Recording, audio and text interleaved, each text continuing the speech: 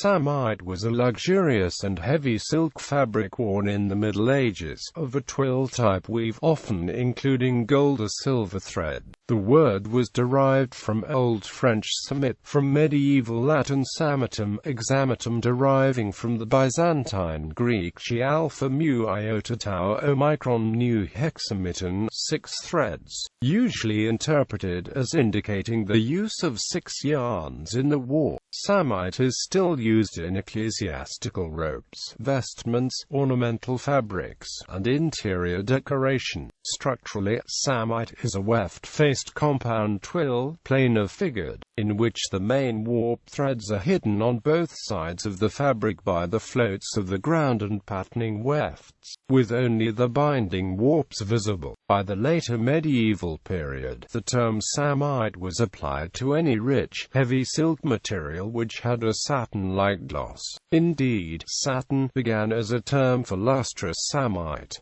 Origins and spread to Europe. Fragments of samite have been discovered at many locations along the Silk Road, and are especially associated with Sassanid Persia. Samite was arguably the most important silk weave of Byzantium, and from the 9th century Byzantine silks entered Europe via the Italian trading ports. Vikings, connected through the direct trade routes with Constantinople, were buried in samite embroidered with silver wound threads in the 10th century. Silk weaving itself was established in Lucca and Venice in the 12th and 13th centuries, and the statutes of the silk weaving guilds in Venice specifically distinguished samite weavers from weavers of other types of silk cloth. The Crusades brought Europeans into direct contact with the Islamic world, and other sources of samite, as well as other Eastern luxuries. A samite saddlecloth known in the West as the Suaire de Saint-Just, now in the Musée du Louvre, was woven in eastern Iran, sometime before 961. When Abu Mansur Bakhtigan, for whom it was woven, died, it was brought back from the First Crusade by Etienne de Blois and dedicated as a votive gift at the Abbey of Saint-Just near Boulogne. At the time of the First Crusade, samite needed to be explained to a Western audience, as in the eyewitness Chanson d'Antioche. Very quickly he took a translator and a large dromedary loaded with silver cloth, called samite in our language. He sent them to our fine, brave men.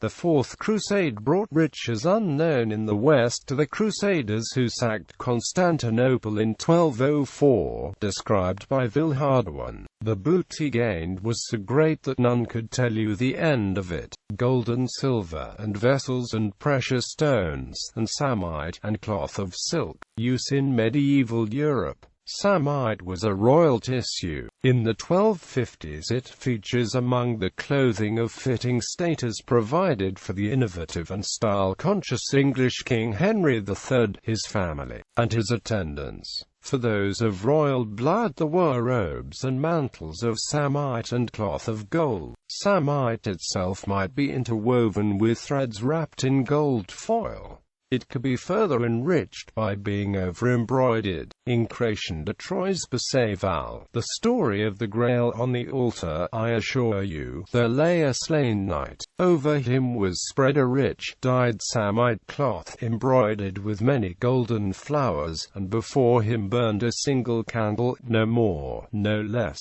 Quote, in manuscript illuminations, modern readers often interpret rich figurative designs as embroidered, but Lynette Kestrel points out that they could equally be painted, and illustrates a samite bishop's mitre painted in grisaille in the Cleveland Museum of Art. According to the Louvre, the most famous example of painted silk, the parement of Narbonne, despite being a royal commission, was only made on fluted silk imitating samite. In the wrong hands, samite could threaten the outward marks of social stability. Samite was specified among the luxuries forbidden the urban middle classes in sumptuary laws by the court of René of Anjou about 1470. In cities, mercantile governments outlawed crowns, trains, cloth of samite and precious metals, ermine trims, and other pretensions of aristocratic fashion.